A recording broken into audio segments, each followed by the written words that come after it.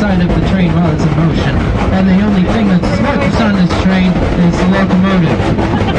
The locomotive pulling our train today is quarter number 2. It was built by the H.K. Porter Locomotive Works in Pittsburgh, Pennsylvania in 1911.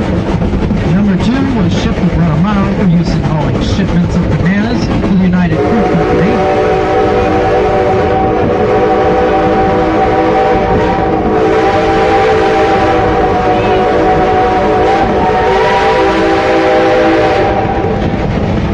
Eventually became Chiquita.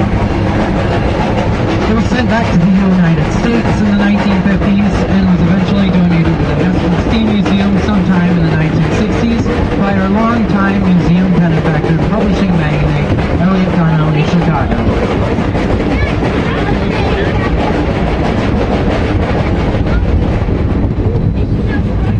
What you had seen on your left was our volunteer campground. That's where the folks working out here at the museum can stay overnight, particularly this weekend. Because it's cold, we're able to keep ourselves warm so that they don't have to travel home and back, because some of us live a good amount of time away from Hesston. It's a convenience for us to have a small cabin for us to call home, away from home, as we volunteer to bring you guys the historical experience of steam industrial power of the 20th century.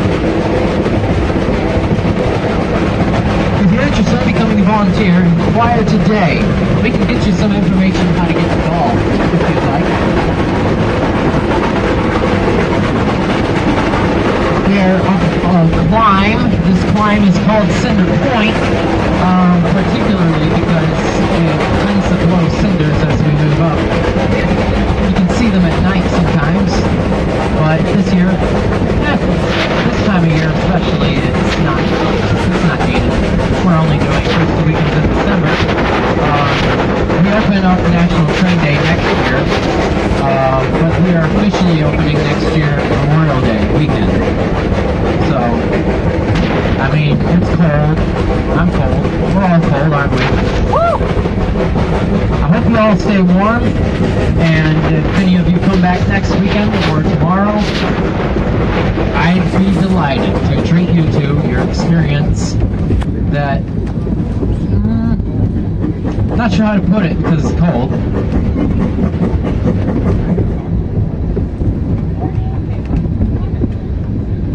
We have now reached the summit of Glacier Pass. This is at an elevation of 725 feet above sea level, and we are now descending. This is the highest point on the railroad, and we're now a few feet lower, but we were 60 feet higher than when we left Hesston Junction. Hence, the climb to Cinder Point, that was our climb to 60 feet. Obviously 10 feet is one story if you were to compare it to a structure. So we were 6 feet higher than Hesston Junction is. As we make right turns, you'll get a good look at our train on the right. If you didn't notice, we are riding on a 3-foot narrow gauge railroad. That means the rails are closer together than what you'd see on a typical railroad. Now, what do I mean by a typical railroad? I mean standard gauge, and it's, I believe, 5 or more feet in width. Big wide rails. You see those in Chicago, New Buffalo, Detroit, all of the United States. It's standard. Narrow gauge it was used for logging, especially in Michigan's logging industry, but it's been no more after the Great Chicago Fire, because I believe all the trees that were cut down from Michigan in this area were used to build Chicago, and then Chicago burned in, when was that? 1888? I think so. Somewhere in the late 1800s.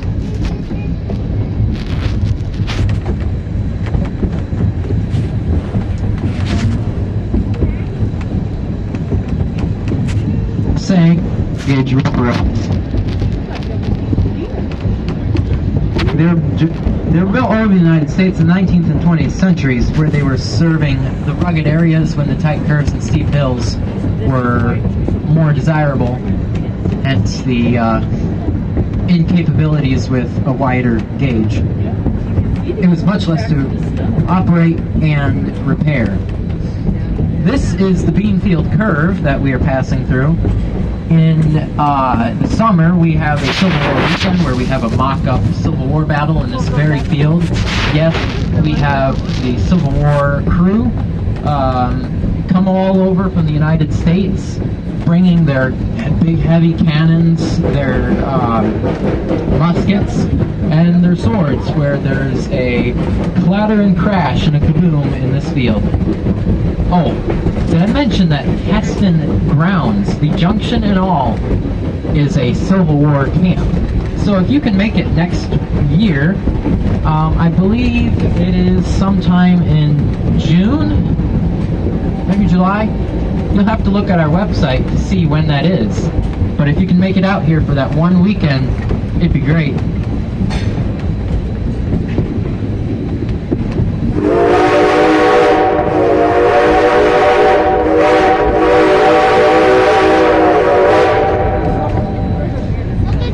To your left, you can see over there, that is the Indiana-Michigan state line. More of like behind you to your left, but that tree line over there, that's the Indiana-Michigan state line. We will get about 15 to 20 feet to it. We'll get pretty close. When I was talking about the Civil War, mock-up battles and all that, let me tell you a little about the town of Hesston.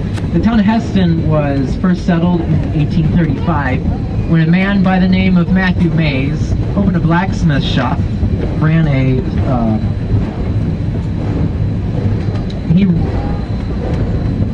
he didn't run a store. That was someone else. In 1835, he opened a blacksmith shop similar to the one we have here at the museum.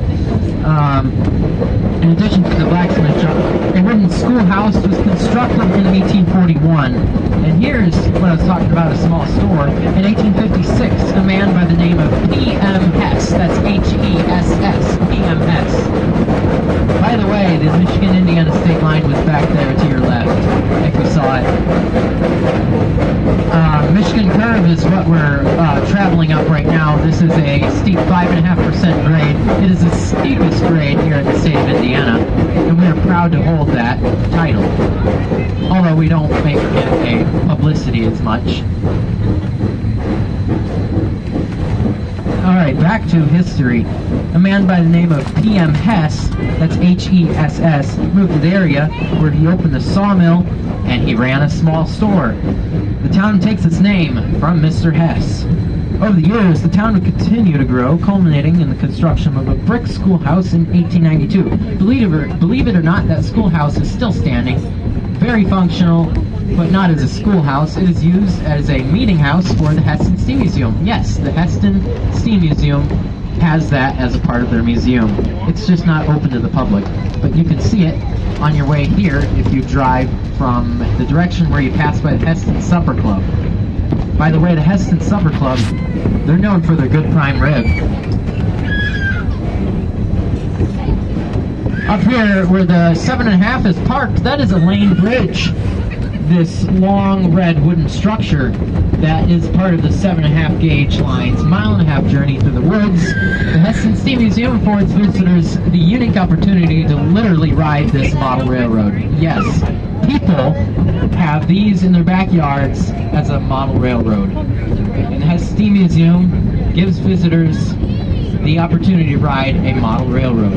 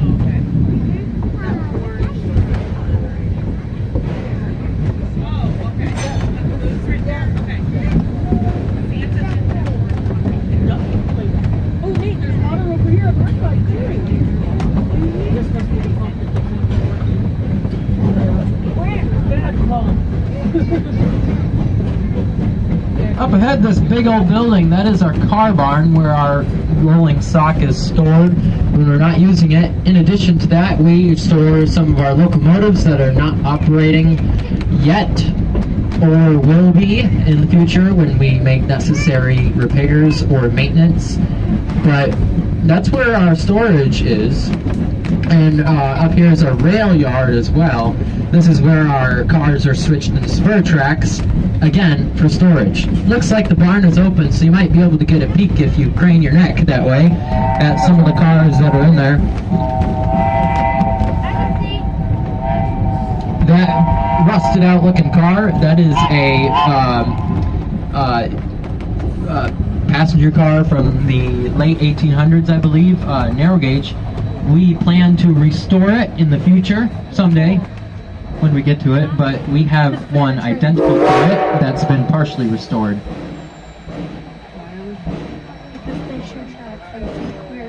Looks like we forgot to switch our switch up there, so just a minor little bit there. That's fine. That's why we have indicators. Little flags. Yep, you can see some of the red cars in there.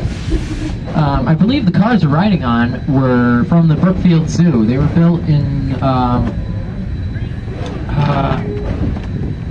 they were built by the Stanley Light Railway Works. I think it was in Wisconsin. But they were used at the Brookfield Zoo in the 1960s. These cars were built in the 1960s, where they were used at the Brookfield Zoo until it closed down.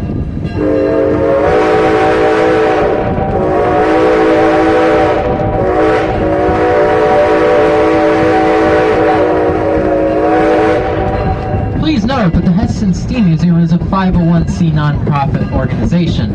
501c3 nonprofit organization. All the volunteers you see out here today donate their time to help keep steam power alive for future generations. Today you've traveled almost 2.5 miles firmly within the 155 acres of donated land that the museum owns and maintains. Your donations help keep steam power alive for future generations. Help keep steam power alive, and we hope to welcome you on board again very soon. On behalf of all the volunteers here today, I would like to thank you for riding with us. As we arrive at Hesston Junction, I would like to remind everyone to please remain seated until the train comes to a complete stop and the engineer blows a blast on the whistle, a short blast on the whistle. Thank you.